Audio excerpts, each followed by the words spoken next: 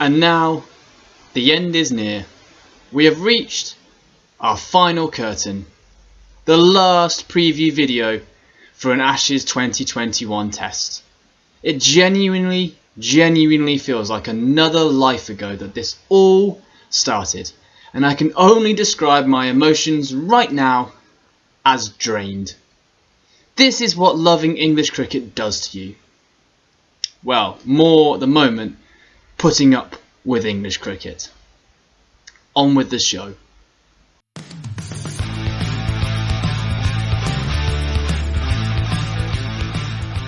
Hello, it's me, Peter, and today I'm talking to you about cricket. Specifically, I am going to be previewing the 5th Ashes Test in Hobart, a day-nighter once again between Australia and England. At last, we're almost done. Just a few days ago when England can finally go home. It's been a misery of a tour for England. Hammerings, embarrassment, confusion, history for the wrong reasons, and now a catalogue of injuries. You name it, it's happened to England. In just 5 short days, or maybe less depending on how Mitchell Starc handles that pink new ball under the lights.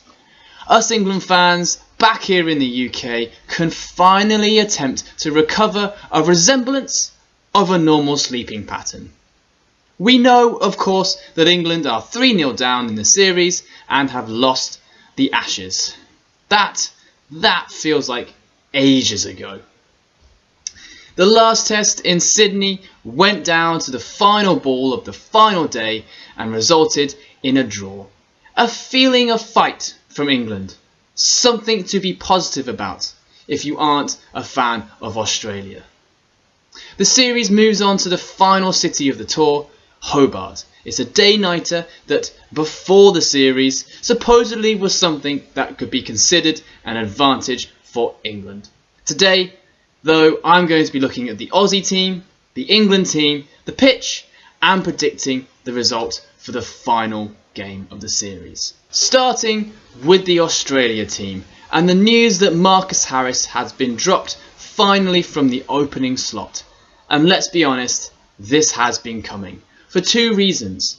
1, Harris only had 150 to his name this series and has been short on runs despite Australia passing 400 multiple times. 2, Usman Khawaja, who replaces him at the top of the order, has just scored 200s back-to-back. With Travis Head himself in good form coming back into the team, it would have been very harsh to drop Khawaja out altogether. With the ball, Australia are waiting on Scotty Boland to pass a fitness test on a rib injury. The early signs are good and he is likely to be in the starting 11, although Jai Richardson is available and very capable if needed. He did, after all, take a fifer in the last day-nighter at Adelaide. Aside from that, Australia are, well, fairly straightforward. You know what you're going to get with the Australian team, as they have been all series. Such a massive difference between England and Australia. Australia, you know what you're going to get. England, well, it literally could be anything. And that hasn't changed going into Hobart. Although, to be fair to England, they do go into this match with several injuries to several key players. Ben Stokes and Johnny Bairstow are still not certain to start and having picked up injuries in Sydney. Jos Buttler is already on his way home.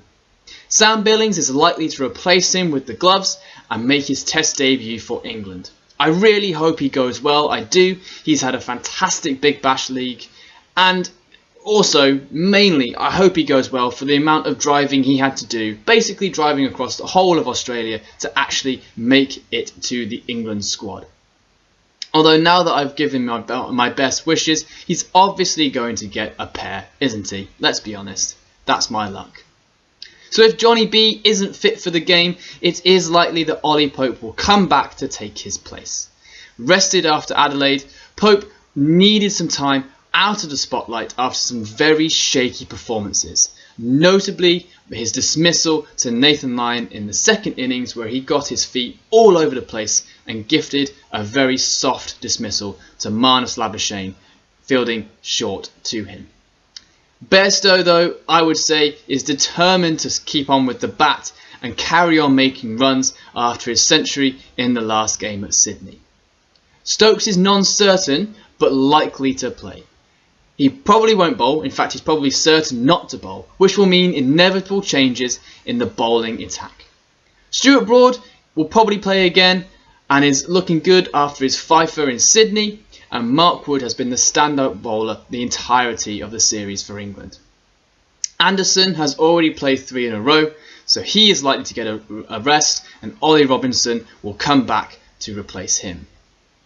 There is talk as well of Chris Woakes coming back into the team, a bowler who could perhaps use the light and the dark to his advantage should the ball begin to move later on. This probably means Jack Leach drops out, and I feel a little sorry for him. Sure, he will know that this has not been his best series by some distance, but dropping players in and out of a team does very little for their confidence or for their bowling momentum. I mean, you need time in the middle to get a game that is going to work for you. Talking though of dropping in and out, it seems that Rory Burns is set for a return. After being dropped for Sydney, Hasib Hamid coming out of the team for him. Boy, I bet Burns cannot wait to see Mitchell Starc with the pink ball in his hand at the start of the innings. And to be fair, Hamid has scored 6 single figures scores in a row and is probably glad to be out of the spotlight, just for a bit. Because it begs the question, is this a temporary or a permanent switch?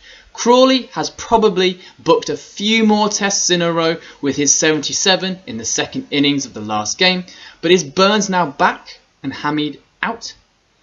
I can't say I'm certain, but Silverwood's selection policy has been all over the place, not just for this series, but for most of 2021 as well, that we could quite easily see neither Hamid or Burns open against the West Indies, which starts later this winter. So with the teams out the way, let's turn our head towards the pitch. And according to Cricinfo, there is still a bit of green on the pitch a day out from the test, which means we're uncertain how it's going to play. The toss will be a brave one as well, and perhaps one that would be a better one to lose than to win.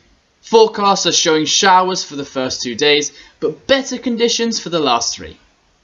If we make it there, of course. With this England side, literally who knows. Which brings me on to my prediction. I went for a draw on the Sydney test, mainly because I knew the weather was about there that could disrupt 5 days of cricket, and sure enough, I was proved right, and England managed to save themselves from the whitewash. Whew. Sadly, I can't see enough weather around to disrupt the game enough this time. 3 full days is plenty of time for England to capitulate. Just look at Melbourne. We didn't even need the 3rd full day. England, with all their selection woes, their tiredness, and the fact that Australia are just better, are staring down the barrel of a 4-0 defeat. I just can't see anything else than an Australian victory to cap off this turgid, miserable tour down under for England and for England fans. And on that wonderful note, that will be all from me today. Please like, subscribe, comment and share on this podcast, and please, because any interaction with the channel is greatly appreciated. If you're on Spotify, go and check out my YouTube video now, and if you're on YouTube, go and check out the Spotify channel as well. You won't regret it, I'm absolutely sure. Until next time, sports fans, one last haul. We can do this. See you soon. Bye.